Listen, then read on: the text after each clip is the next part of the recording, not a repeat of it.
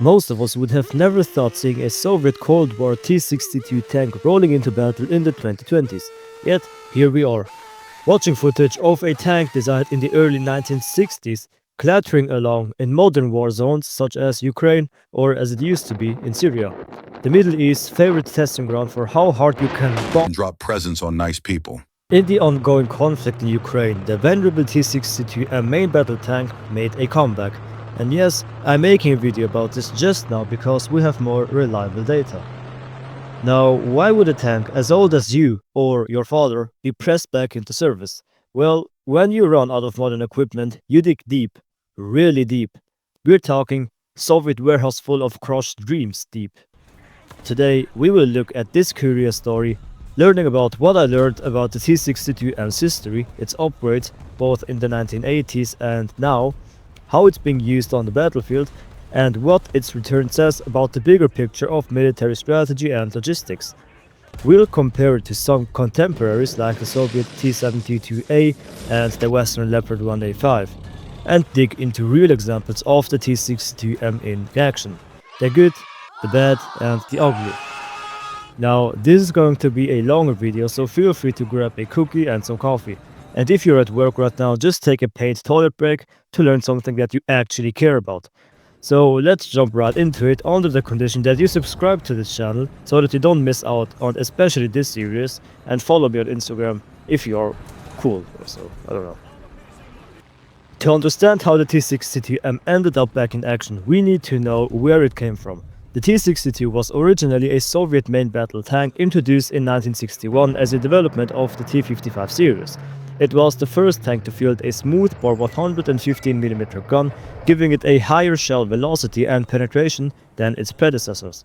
Fast forward to the early 1980s, by then the T-62 was aging, and Soviet designers gave it a major modernization package designated T-62M, first seen in 1983. This upgrade was significant. NATO intelligence first noted the T-62M during the Soviet war in Afghanistan. The tank got Brezhnev's eyebrows, nicknamed add-on armor plate, on the turret front for extra protection, and BDD epic armor package on the hull to better resist anti-tank rockets. Its fire control was improved with a laser rangefinder in an armored box above the gun, and it even gained the ability to fire the 9K116-2 Czech's NATO code A10 Stabber anti-tank guided missile through its main gun, which was a big deal back then, effectively allowing the T-62M to hit targets at a longer distance with a guided round. The old engine was swapped for a new V55U diesel engine with 620 horsepower to handle the added weight.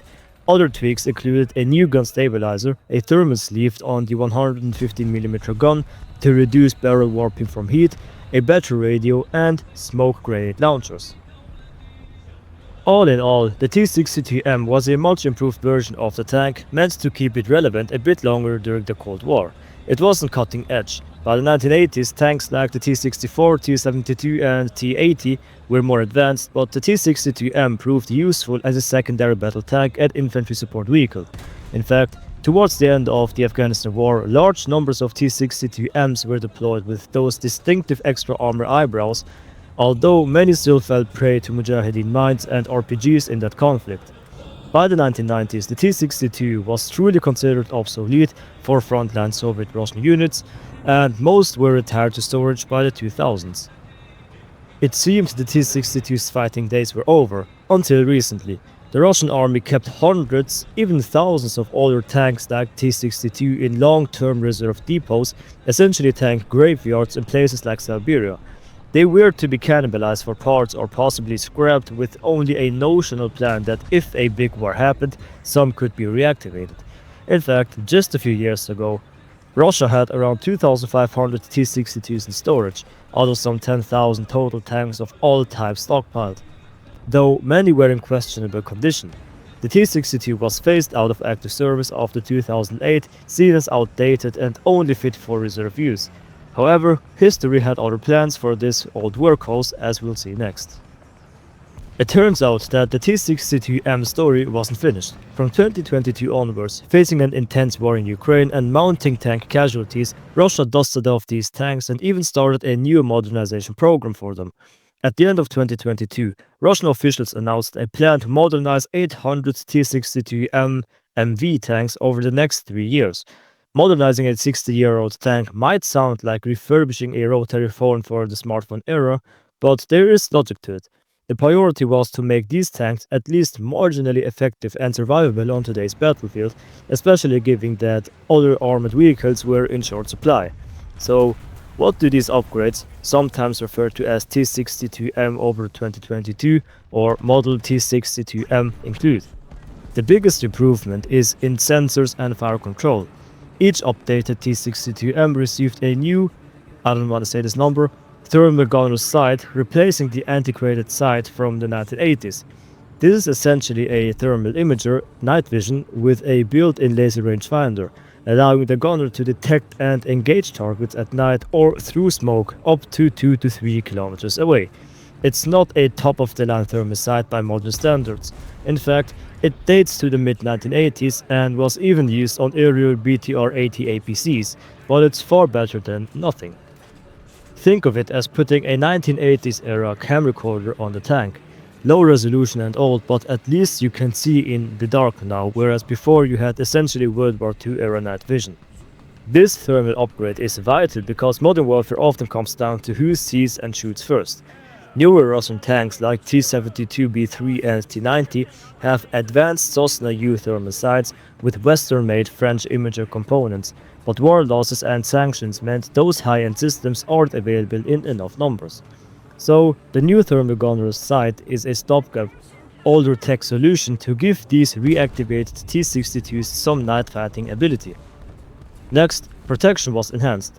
Many T-62Ms are being fitted with explosive reactive armor blocks, particularly the Contact 1 ERA on the hull and turret sides. The T-62MV variant back in the 1980s had ERA on the frontal armor as well, but photos of the 2022 upgrades show ERA mostly along the sides of the turret and skirts, plus cage armor, slat grills, around the rear and sometimes on the turret roof. Those telltale improvised steel grates on top, often nicknamed barbecue grills or cope cages, are meant to defend against top attack munitions like javelin missiles, drones dropping grenades, or kamikaze drones, although with dubious effectiveness. They might prematurely detonate a shaped charge warhead or disrupt a drone-dropped grenade, but they are no force field. At best, they offer a slim chance of saving the tank. At worst, they just give the crew psychological comfort. Furthermore, the upper glacis front hull got additional armor plates in some cases. Some upgraded T-62Ms were shown with self-entrenching blades on the front, mine-clearing tank sweeps for breaching minefields, and even an electric jamming system on the turret. That electronic warfare gear suggests these tanks are intended to operate near the front lines, jamming drones or communications to protect themselves and nearby units. In short, the upgrades focus on giving the old T-62 a fighting chance to survive modern threats, reactive armor against anti-tank rockets, cages against top attack drones, and better optics to actually target enemies before they destroy you. Mechanically, the tanks also got some tweaks. Reports indicate a new radio for more reliable communication was installed. Impressively, some have been fitted with a more powerful 780 horsepower engine, possibly the V46 from a T-72, replacing the 620 horsepower engine. This would improve the tank's rather mediocre power-to-weight ratio. A T-62M weighs around 40 tons with 620 horsepower. It was about 15.5 horsepower per ton, whereas 780 horsepower would bring it closer to about 19.5 horsepower per ton, actually better than an old T-72A and on par with the Leopard 1, which helps acceleration and mobility. All these improvements can't turn a T-62 into a cutting-edge war machine, but they certainly make it more useful than the completely stock 1970s version.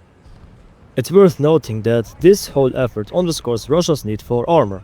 According to Ukrainian intelligence, between 2022 and early 2024, about 450 T-62, T-62M and T-62MV tanks were overhauled or modernized. That is a huge number, and tells us that newer tanks alone couldn't cover the casualties and deployments Russia had.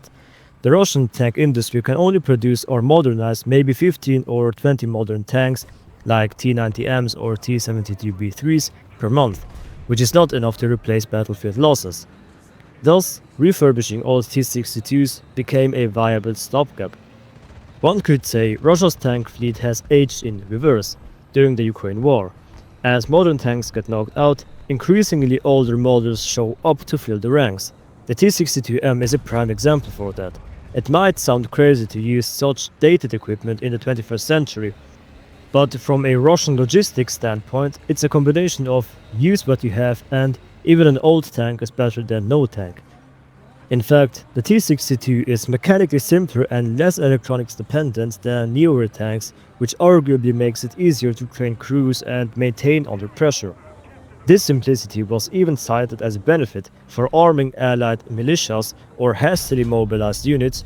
Basically, it's a tank you can operate with shorter training and less concern about high-tech failures. That said, it's still a far cry from an ideal solution. We'll talk soon about how these tanks actually perform in combat, but first, let's look at where they have been deployed in recent years, starting with Syria. This is what we're going to talk about in the second part of the T-62's Weird Comeback series, so stay tuned, subscribe to my channel, make Bobby happy and make yourself happy by not missing out on stuff that you can talk about at dinner while everyone's quiet.